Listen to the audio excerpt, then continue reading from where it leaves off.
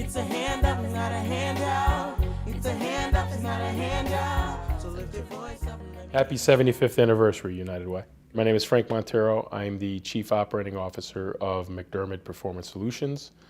I currently serve on the Board of Directors of the United Way. I'm also a member of the Finance Committee. And I have the distinct honor of being the co-chair of the 2016 and 17 campaign, anniversary campaign, first leg, I should say, of the anniversary campaign with fellow co-worker Mike Gerald. So my earliest recollection of hearing of the United Way was as a kid, growing up in Town Plot. My family lived on Meadowlark Drive off of Roanoke Road. And United Way was very involved in the community then.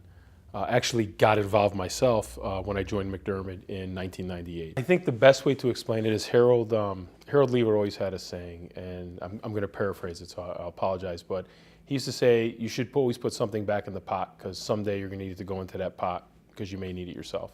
If you look at where we've been, look at the Lever family, look at the Smith family, look at the Alberts, look at the Kellogg's, the Merrimans, the Leavenworths. I mean, it's like a who's who. You can sit here and you can spout off names all day. Every one of them has built something up to this point, has done something up to this point. And, going back to the phrase I started in the beginning, each one of them has put something in the pot.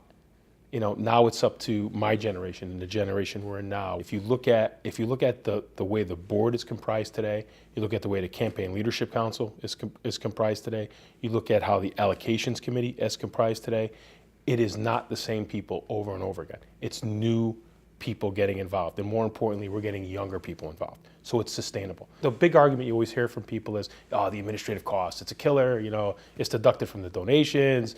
The people make it sound like, all this money is going to all this overhead, and it's not. It's a very slim organization. The bulk of every dollar, 90+% of every dollar is going to its intended purpose. And whether that purpose is funding a shelter or funding a food bank or a child's program or addictions that are affecting the community, it's going back, and you see those dollars at work, and you see them at work every day.